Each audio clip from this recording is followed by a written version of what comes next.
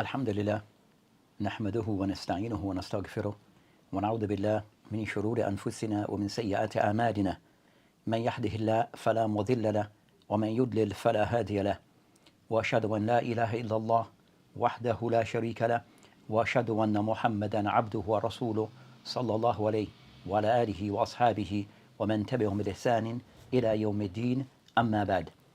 As we continue discussing the book Bulugh al-Maram by Hafiz Ibn Hajar al-Asqalani rahimahullah, that covers concerning matters relating to Ahadith al-Ahkam.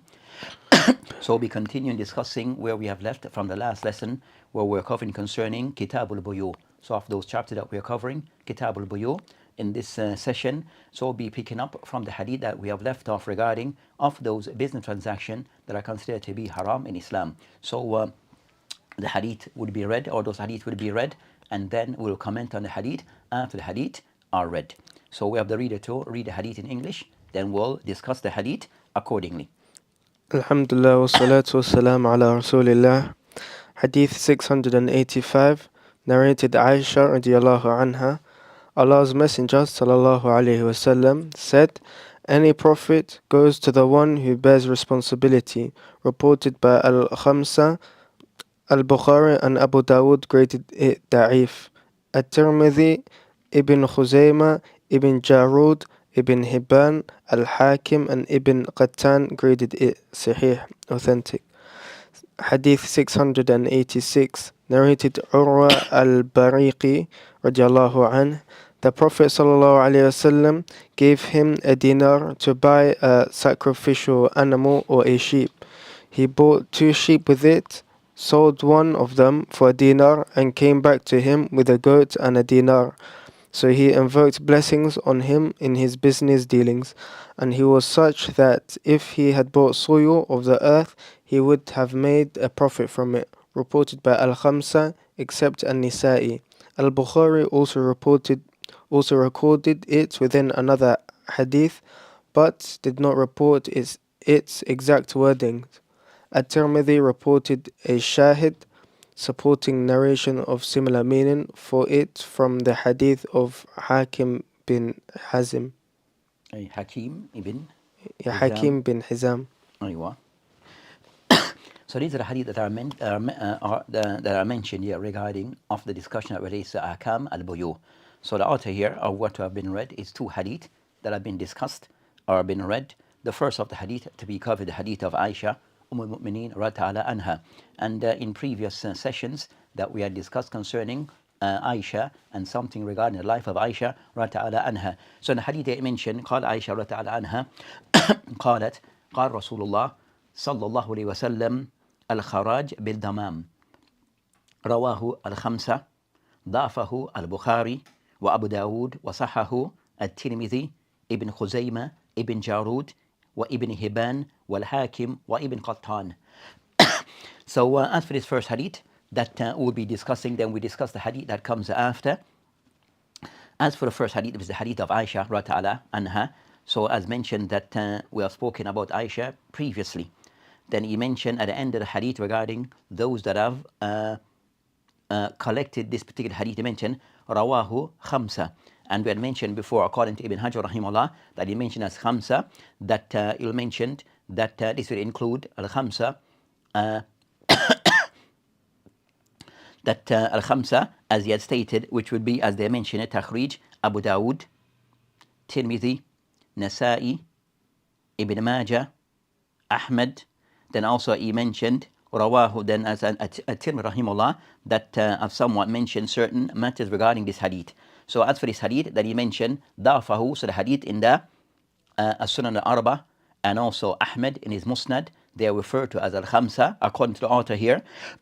Also Halak in his Takhrij of the hadith, the editing of the hadith, he mentioned Qultu Akhrajahu, also of others who have narrated this hadith. He mentioned Ad-Daraqutni, Bayhaqi, Tayalisi, Al-Shafi'i in his Tartib al-Musnad, and also he mentioned Al-Bagawi.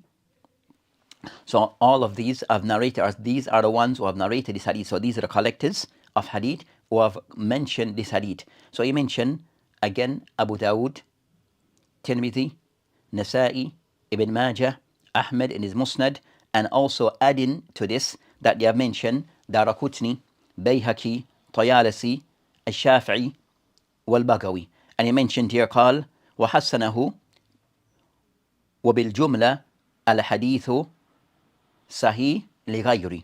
So Sheikh Hallaq in his tahqiq of the hadith, that he owes that this hadith of Aisha regarding, as mentioned, al-kharaj bid-daman, that he mentioned that this hadith, it is with all its narration, it is, the hadith is Hasan and even elevated to Sahih li ghayri.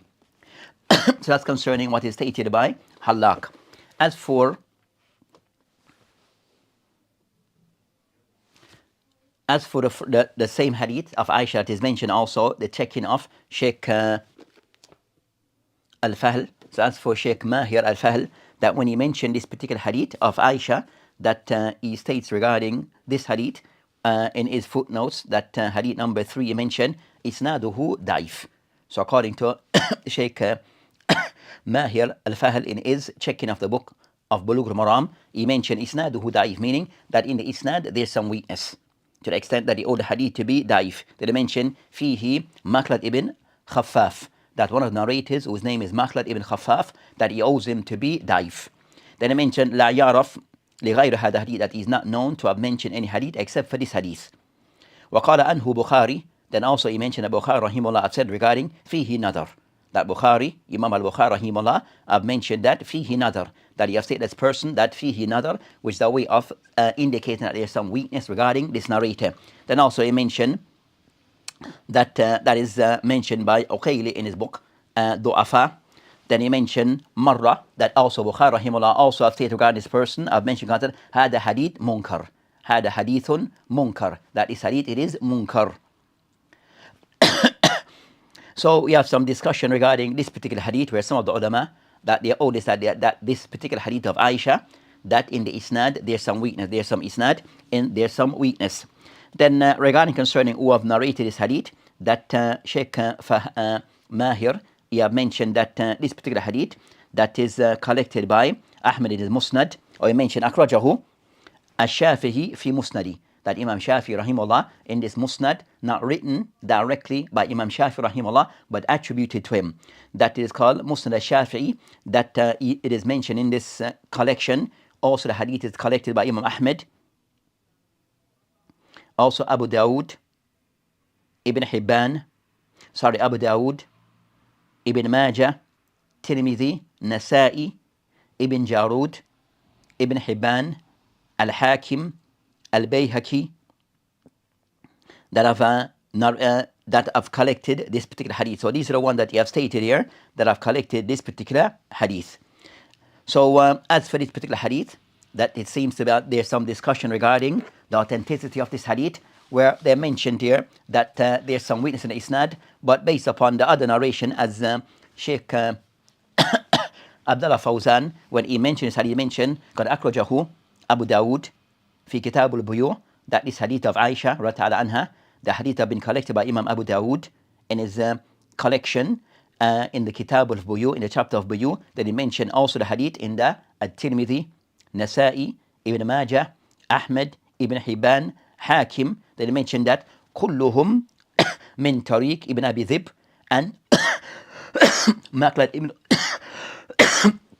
Khufaf, Makhlad ibn Khufaf and Awra and Aisha به مرفوعا قال الترمذي رحمه الله هذا حديث حسن الصحيح, هذا حديث حسن الصحيح. So of the ulama who have authenticated the hadith, he mentioned Sahahu, as mentioned by Ibn Hajar, that of those who have authenticated the hadith, he mentioned At-Tirmidhi, Ibn Khuzaymah, as he mentioned the hadith in his Sahih, also Ibn Jarud also mentioned the hadith and authenticated hadith, also Ibn Hibban authenticated hadith, and also Hakim. And as all these books, they mention hadith according to them that are authentic. Then they mention Ibn Qattan also authenticate the hadith. So this hadith, you find of the ulama who authenticate the hadith, but you find that Imam al-Bukhari rahimahullah have somewhat criticized one of the narrators of this hadith, who is Makhlad ibn Khaffaf, Makhlad ibn Khaffaf al-Ghaffari, where you find that some of the ulama have mentioned that he is thiqah, as is mentioned, and Imam Bukhari rahimahullah قال فيه نظر. Ibn Hajar rahimahullah, based upon what has been mentioned, as we mentioned that وثقه يعني Makhlad, that will find that Ibn Wadah ordered him to be thiqah. Also, Ibn Hibban, he mentioned him in his book Al-Thiqat. Also, you find that Bukhari, I said that is fihi nazar, that there's some indication, there's something about this narrator. Then Ibn Hajar rahimullah in his book Taqrib, where he mentioned that this person is maqbool, he grades him as maqbool.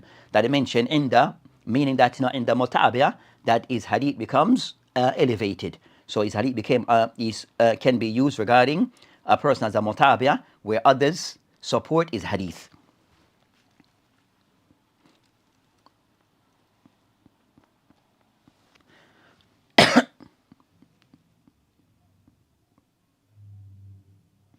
That I mentioned here regarding concern that Uqayli mentioned Saka Uqayli Turk had a hadith that Uqayli rahimahullah, that he have mentioned this particular hadith and mentioned a different narration. ثم قال, then he says هذا إسناد فيه ضعف, هذا إسناد فيه ضعف. So Uqayli rahimahullah, of those who hold the hadith, that it has weakness.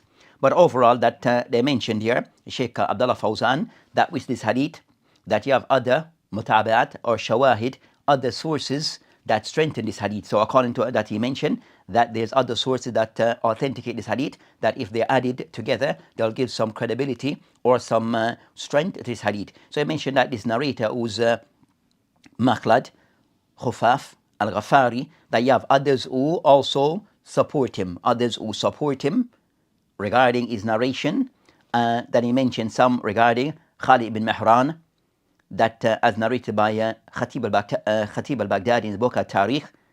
But even though that there's some criticism regarding some of these other supporting narration, but of the ulama who elevate the hadith to Hassan, based upon the other the sources that are there, that of the ulama who hold the hadith to be Hassan.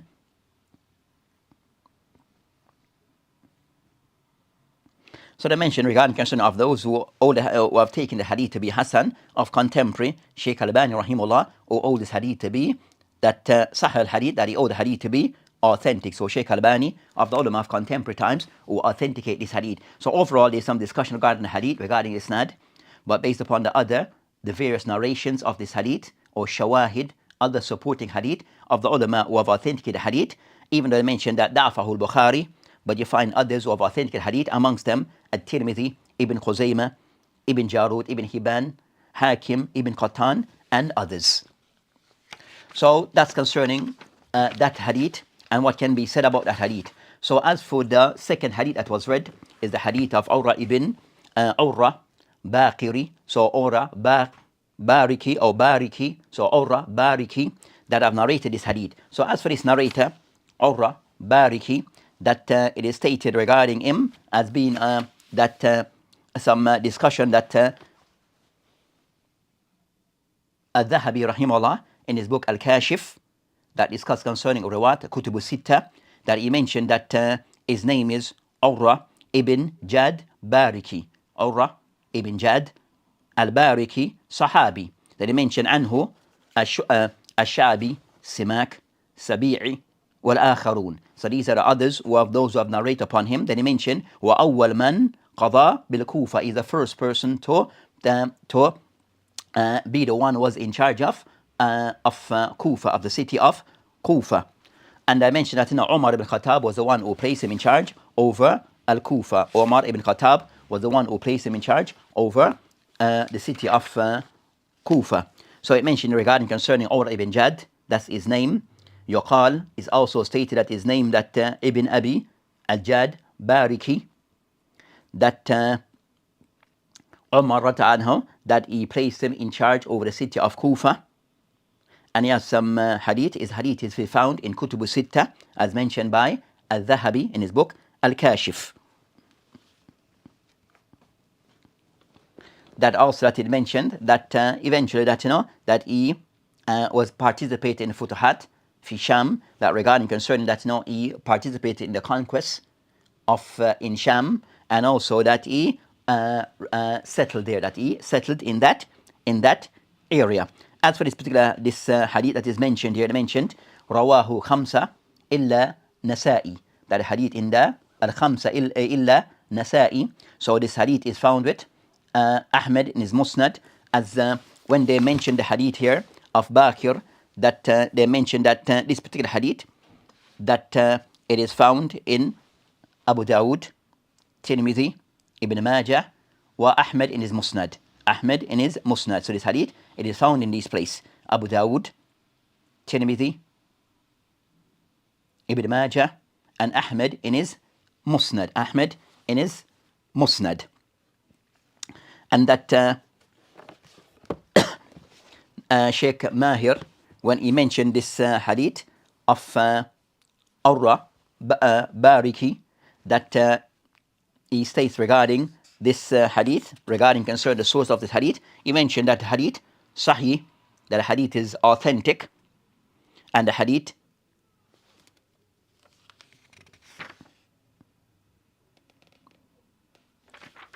so someone mentioned hadith is authentic,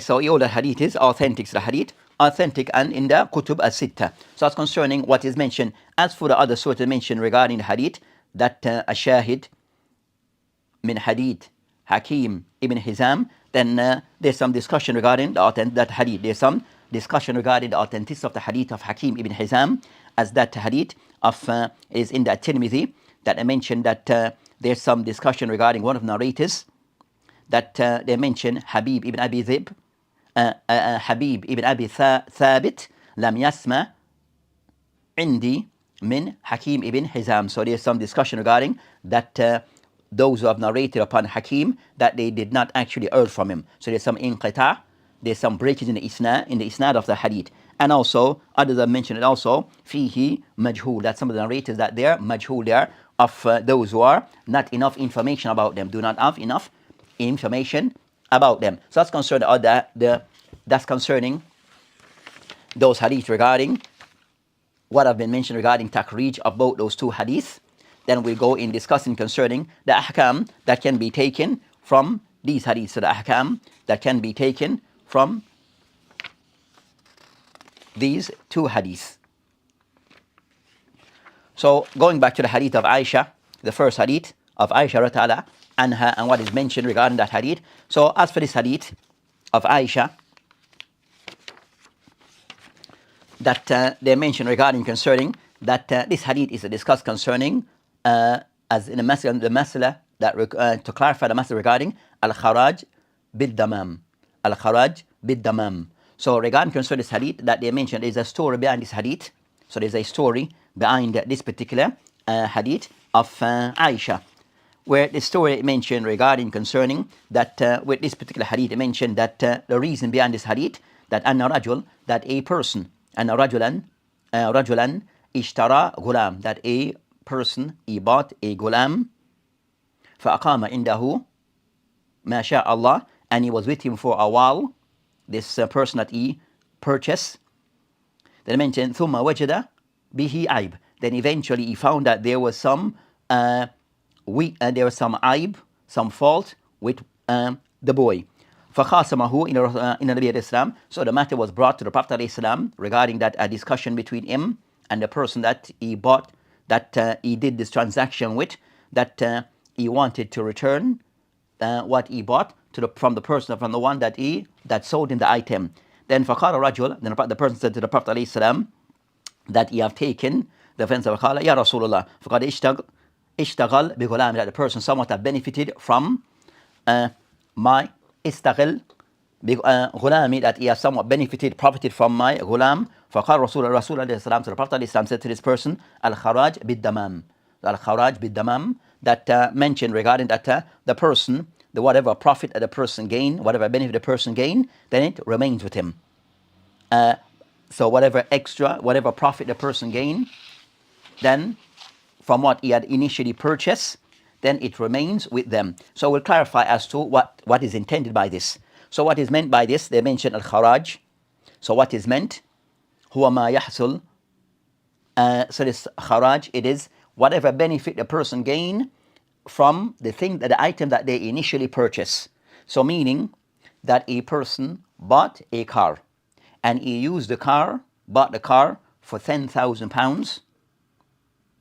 He used the car for a few weeks, for 3 weeks, then after found out that the car had some serious issues. That was not brought to his attention initially when he bought the car. So it was not clarified to him when he bought the car from the dealer or the seller. So now the car has serious issues that he now chooses to return the car back to the dealer or to the seller. But a person bought the car for 10,000, paid. Then now the person find out that the car has some serious issues. So now he decide, but he had been using the car for the past 3 weeks. Also, he used the car regarding certain business transaction that he would lend, that he would allow people to rent the car, and he would benefit from this. So he was doing some transaction also with the car.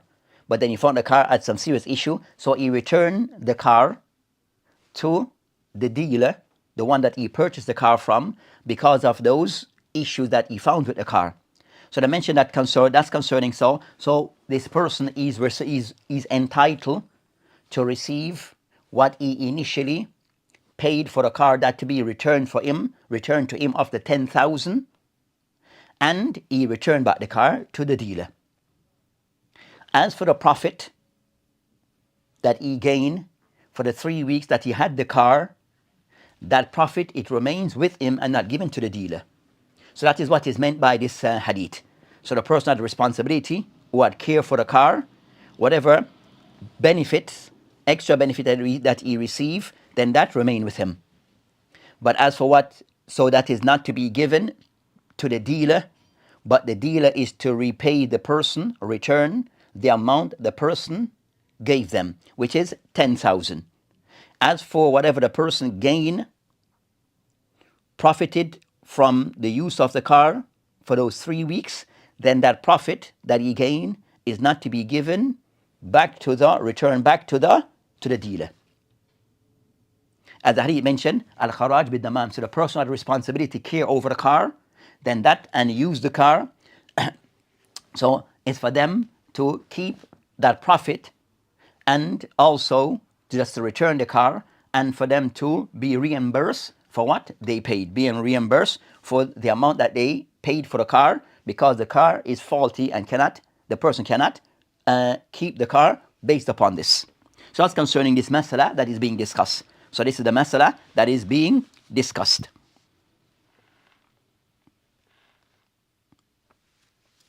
So the damam is whatever the person reap, the person or the car, whatever he gain, then it's with it remains with him. So whatever he gains, the profit that he gains, whatever earning that he gain from that car, it remain with him. But he returned the car back to the dealer, and the dealer pay him back the amount that he gave, and that deal has come to an end. That deal has now come to an end. So that's concerning this hadith is discussing this matter. The hadith is discussing this particular discussion. So by this, so that's the discussion of this hadith.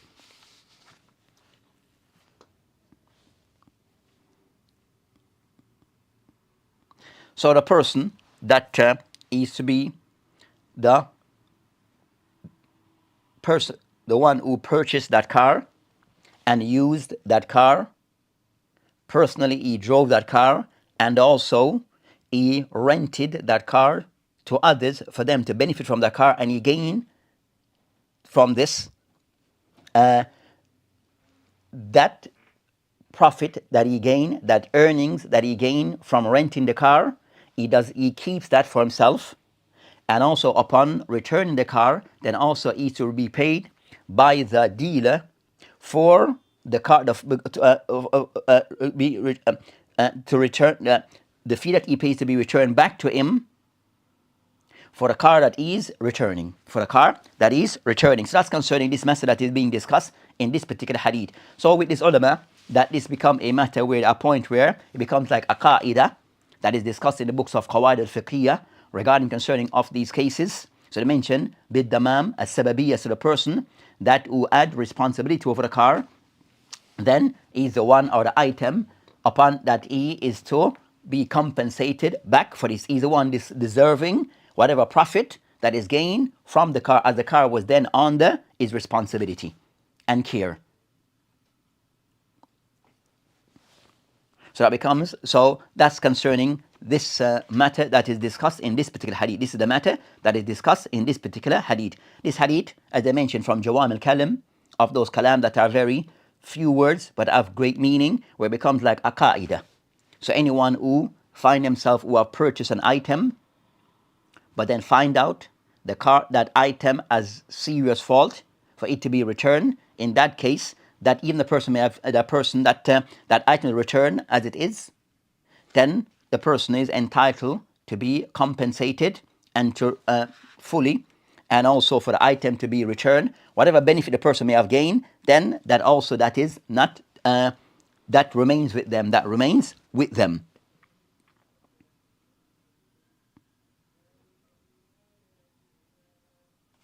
So the ulama mentions that becomes of the, so that's concerning this hadith of Aisha regarding that matter. So that's the hadith of Aisha that discusses this matter. So the second hadith I will discuss, the hadith of Urwa Bariki Rata'ala anhu, أن النبي عليه السلام أعطاه دينارا يشتري به أدهية. So the Prophet ﷺ that he gave this individual a dinar to buy udhiya, which is an animal, or shat, or to buy a shat, a sheep. فاشترى شاتين. The person then bought 2 sheep. فباها إحداهما. So the person that he sold one of the 2 that he bought بدينار, and he sold it for 1 dinar. فأتاه بشات ودينار. So the person who was acting on behalf of the Prophet ﷺ regarding that transaction, when he came back, he was given 1 dinar to buy udhiya,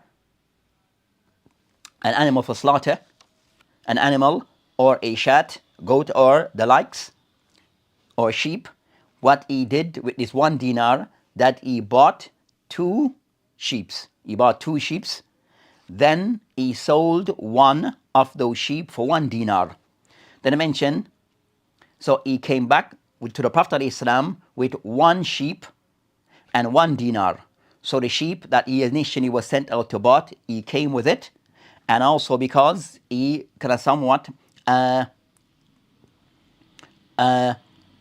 bought 2 sheep with that money that he initially gained, and sold one and brought the other. So he gave both back to the Prophet ﷺ, the sheep, and also that dinar, that extra dinar that he gained from that transaction that he made. فَدَعَى لَهُ بِالْبَرَكَةِ فِي بَيْعِهِ. So the Prophet ﷺ supplicated for that person regarding barakah in his business transaction, in his business skill. فَكَانَ لَوْ اشْتَرَى تُرَابًا لَرَبِيهَ فِي. That if this person, from this dua, this person, whenever he involved in any transaction, he'll always gain a profit. He became successful. So then I mentioned Rawahu Khamsa, and we have discussed concerning those who have narrated or those who have collected this hadith.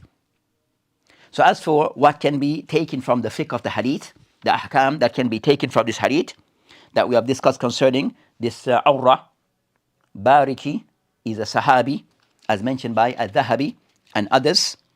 His hadith can be found in Kutub al-Sitta, as mentioned by Al-Dhahabi.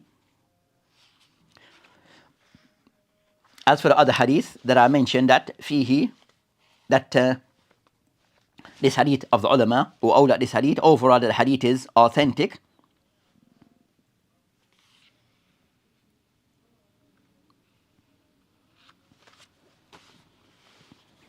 Then I mentioned that as for this hadith, that of the points that he discussed regarding concerning that this person that they mentioned regarding of the ahkam that can be taken from this hadith, that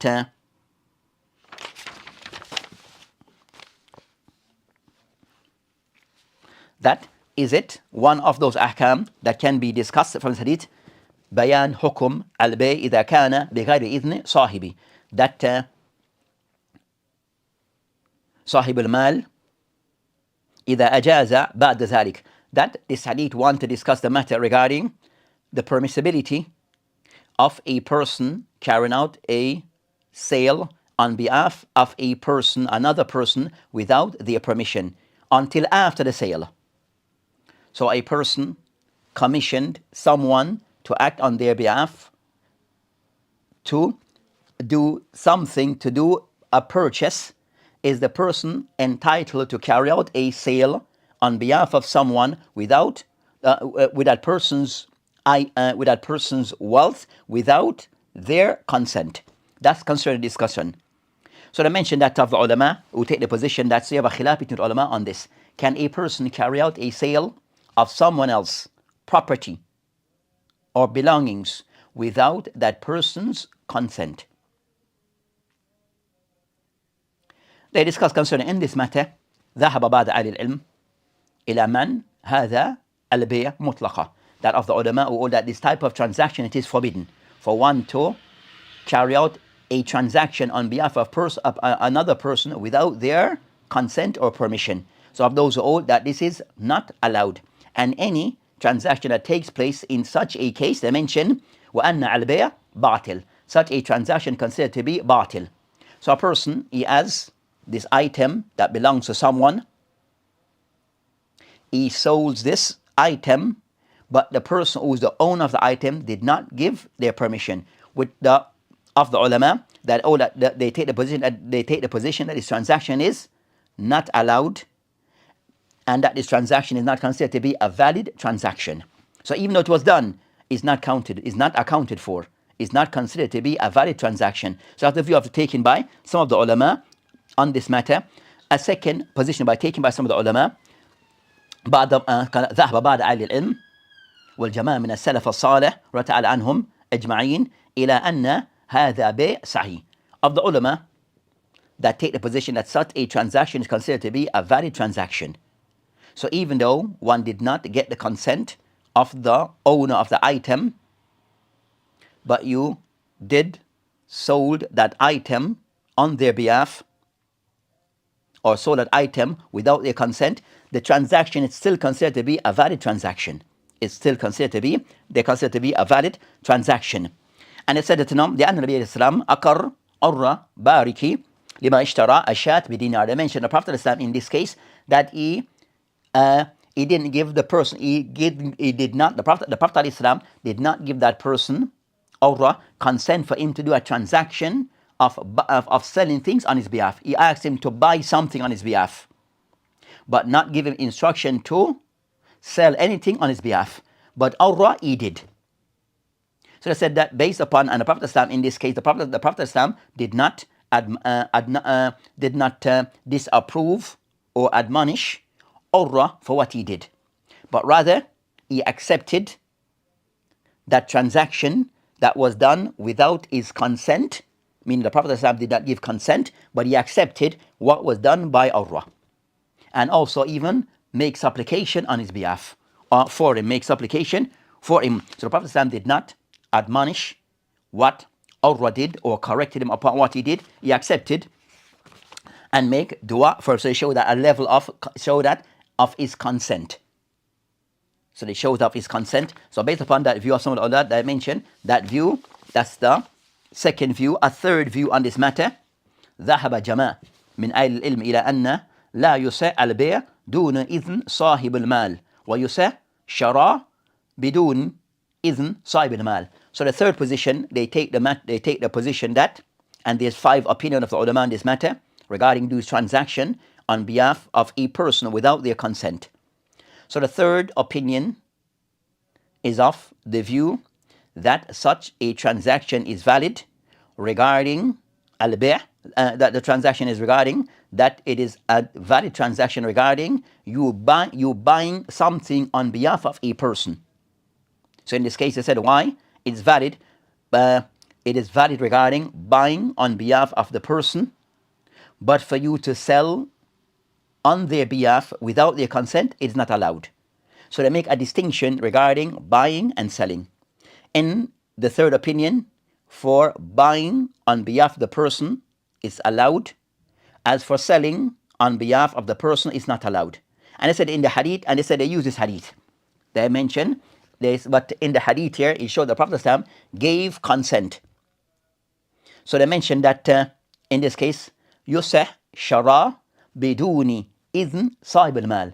So this hadith per se, it is not in line with, or this opinion is not in line with the hadith of the Prophet. The Prophet ﷺ gave consent for Awra to buy something on his behalf with his consent. But their view is that even in the case of the person, without the person consent, you can do so. And they mentioned that as for buying on behalf of the person, then you're not allowed. You're not allowed to do so. This is the third opinion that make a distinction between buying and selling. In selling, you're not allowed. In buying on their behalf, you're allowed. The fourth opinion is opposite. So the fourth opinion, opposite the third opinion, which is they hold that it's not allowed for you to buy on the person's behalf, but you're allowed to sell on their behalf without their permission. So the fourth opinion, opposite the third, where the fourth position hold that you are not allowed to buy on the person's behalf except with their consent. Without their consent, you are not allowed. As for selling things on the person's behalf, you are allowed to do so even without their consent. That's the fourth opinion. As for, and that's the qawl of some of the ulama, the Shafi'iyya. As for qawl al-khamis, أنه يجوز فيما إذا كان من وكل بشرائه بعد مما اشتراه. That they mentioned that this view, or that the person is allowed. That they mentioned that what they said you're allowed if you're buying something that is within the thing that you were given permission to do so. Meaning that someone asks you, put you in charge to purchase for them a shat, a camel, a sheep. So they ask you to buy on their behalf a sheep. Go to the market and buy for me one sheep, or to buy a shat. But instead you bought two. From the money that you receive, you were able to do a transaction, you were able to buy two sheep instead of one that the person initially asked you to buy. Then, or even buy more. They mentioned that in this case, that it's allowed to do this. So they mentioned that it is allowed to do so, regarding that yes, the person is allowed to do so, because the person asks you if you buy more, that you're allowed to do so, that because he has given you the authority, you bought more than what he wanted, but you are allowed to do so. You're buying within what he asked you to buy, which is he asked you to buy sheep, but you wanted one, but you were able to buy more, that you're allowed to do within the thing that he allowed you. You're allowed to work within what he allowed you. So, and you still work, and you still use the amount of money that was given to you. You use the amount of money that was used to do, but you got more than what the person thought it could have that they could have received. So that's concerning aqwal of the ulama on this matter, and they mention regarding concerning that as for the qawl all regarding concerning that a person is allowed أن صاحب المال إذا أجاز البيع أو شراء that if he allows, then you can do so. So they mentioned that as for that in this case that صحيح في المسألة أن صاحب المال إذا أجاز البيع أو شراء, if they allow you to buy and sell, then it is clear, then you can do so. ولا وقع البيع. So even though they might ask you to buy something, but you also bought something and more than what they want and sell it off, then they mention that this is permissible, as in the case of the hadith here, as in the case of the hadith that is here. So this hadith is of the ulama who take that the person can buy and sell, even though the person initially asked just to buy, you can buy and sell of the on their behalf. And some will restrict it that you are not allowed only but to buy on the person's behalf because they asked you to do so initially, but as for selling on their behalf, you're not allowed. And those who see opposite. So those are the aqwal of the ulama on this matter.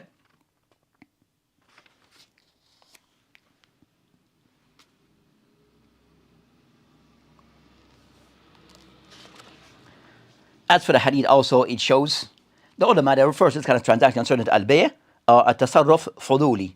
Tasarruf fuduli, that it is referred to as such as with the ulama, that of a person that asks someone to act on their behalf, and the person in this case, can the person do buy and selling, trade in full on the person's behalf? That discussion between the ulama, as we had mentioned. From the hadith also, that's concerns that, so this hadith is a show regarding this matter. So the hadith is a show regarding that is either it gives some it shows some permissibility with the Prophet ﷺ that he accepted what was carried out by Urwa regarding that transaction of he bought and sold on his behalf. And he returned all back to the Prophet ﷺ. Also from this hadith, that it mentions al-hadith dalilun ala anna al-ribh laysa lahu had mu'ayyan. Regarding concerning hadith also show regarding al-ribh that there's no set regarding how much profit you can gain. So profit, there's no set, there's nothing set regarding how much a person can gain for that item. So depending, and in this case so the person does the transaction based upon the most that they can get regarding that item. So there's nothing set regarding the most that one can receive regarding profit.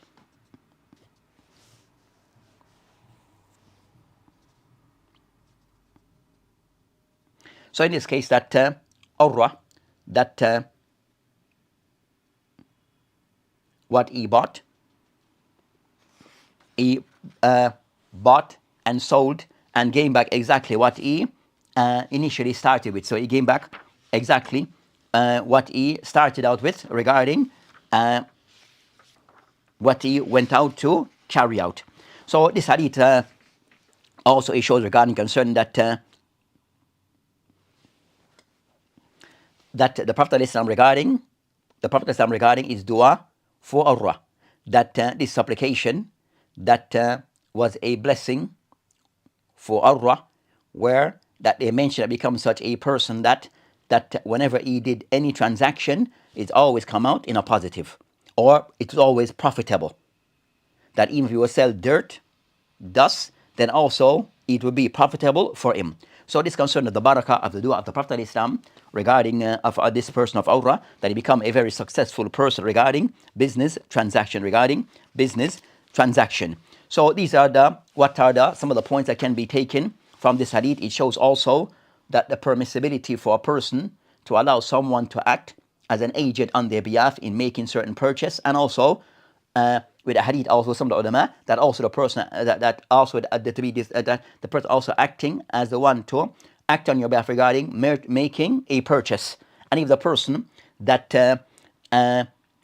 they can use some discretion in going about doing that purchase. So in this case, that our use some discretion of he bought instead of 1, 2 sheeps with the price of what? Of the price of 1.